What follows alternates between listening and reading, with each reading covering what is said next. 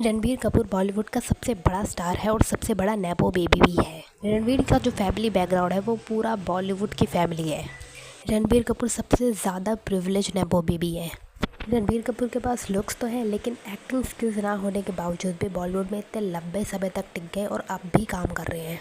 अब इनको रामायण मूवी में राम का रोल मिला है और इनके साथ सीता बनी है साई पल्लवी। पहली बात तो साई पल्लवी को कोई जानता नहीं है, वो साउथ इंडस्ट्री से, वो क्या है कौन है किसी को कुछ नहीं पता बॉलीवुड में, ना ही यहाँ की ऑडियंस को। तो लोग बहुत ज़्यादा डिसअपॉइंटेड है कि उसको एज ए सीता क्यों कास्ट किया गया। अब देखो, रणबीर कपूर को एज ए राम तो लोग फिर भी बर्दाश्त कर लेंगे, लेकिन साई पल्लवी को एज ए सीता कौन बर्दाश्त करेगा। और लोग इसे काजल अग्रवाल से भी कंपेयर कर रहे हैं, जिसे रावण की वाइफ बनाया गया है कि काजल अग्रवाल ज़्यादा सुंदर लग रही है मूवी में। अगेन, ये दोनों ही हीरोइन साउथ की हैं।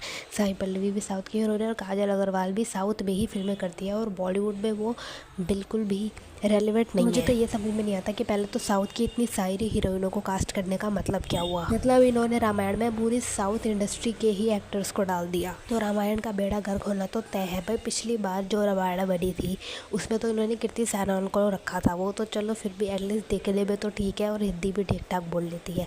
साई पल्लवी का तो कुछ भी नहीं मालूम। साई पल्लवी के लुक्स को लेकर भी बहुत ज़्यादा लोग जज कर रहे हैं कि उसके बहुत सारे एक्ने हैं चेहरे पे, उसका नाक बहुत बड़ा है, अजीब से बाल है, जो कि मुझे लग रहा है सही है क्योंकि वो एक बॉलीवुड हीरोइन जैसी नहीं दिखती है। वो एक नॉर्मल सी लड़की की तरह लगती है। वो हीरोइन या किसी एक्टर या इंडस्ट्री में काम करती है ऐसा लगता ही नहीं है उसे देख के। अब कुछ लोग ये भी कह रहे हैं कि काजल अग्रवाल ने अपने चेहरे पे बोटॉक्स करवा रखे हैं, कुछ ना कुछ करवा रखा है, और जो साई पल्लवी वो एकदम नेचुरल लुकिंग है। कहीं ना कहीं मुझे ये भी लगता है कि नॉर्थ की जो ऑडियंस है वो साई पल्लवी से इतना रिलेट नहीं कर पाती है, क्योंकि ना तो उसके कभी कोई इंटरव्यूज़ देखे हैं, ना कभी उसकी कोई ओपिनियन, ना ही उसकी कोई एक्टिंग, तो लोग उससे कनेक्ट नहीं कर पा रहे और ऊपर से वो दिखती भी काफ़ी ज़्यादा अलग है। कि कीर्ति सैनन के केस में ऐसा नहीं था। जब कीर्ति सीता बनी थी तो उसकी एक्टिंग को लेकर उसे ज़्यादा ट्रोल किया गया, ना कि उसके लुक्स को और उसकी पर्सनैलिटी को लेकर। इस मूवी के जो VFX है वो तो देखने में काफ़ी अच्छे लग रहे हैं, लेकिन उससे ज़्यादा इंपॉर्टेंट है एक्टिंग, स्टोरी टेलिंग, किस तरीके से स्टोरी को दिखाया गया है, ये ज़्यादा मैटर करता है।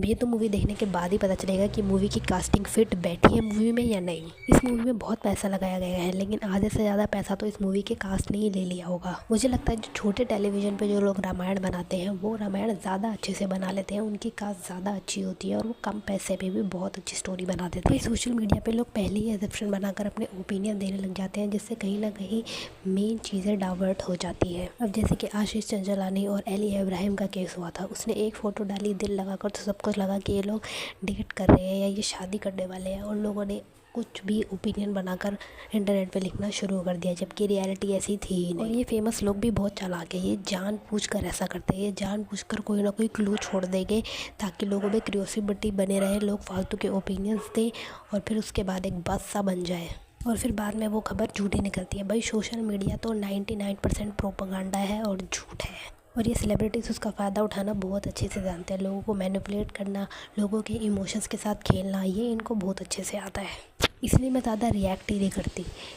सोशल मीडिया 90% फेक है और 99% प्रोपेगेंडा है। बस कुछ अच्छे क्रिएटर हैं जो ओरिजिनल कंटेंट बनाते हैं, और आजकल की यंग जनरेशन ने सोशल मीडिया को यूज़ करना भी कम कर दिया। मैं खुद इतनी बोर हो चुकी हूँ। कोई भी दूसरी रील या वीडियो आती है तो मुझे लगता है कि हाँ, इसके पीछे कुछ ना कुछ तो एजेंडा है, और मैं देखती ही नहीं हूँ। और ये चीज़ें अब काफ़ी कॉमन हो गई है। लोग सोशल मीडिया से अब ऊब गए हैं और बोर हो गए हैं, और ऊपर से ये जो बॉट अकाउंट आ गए हैं, ये जितना भी चाइना का प्रोपेगेंडा है, इन सबको लोग अब समझ गए हैं कि ये क्या चल रहा है। सोशल मीडिया पे इतना ऑथेंटिक और ओरिजिनल रहा ही नहीं है, इसलिए सोशल मीडिया से ब्रेक लो और अपनी रियल ज़िंदगी में कुछ अच्छे काम करो। अभी इंस्टाग्राम पे एक औरत थी जो अपनी नीली आंखों वाले बच्चे को लेकर कंटेंट बना रही होती है और उसके बारे में बोल रही होती है।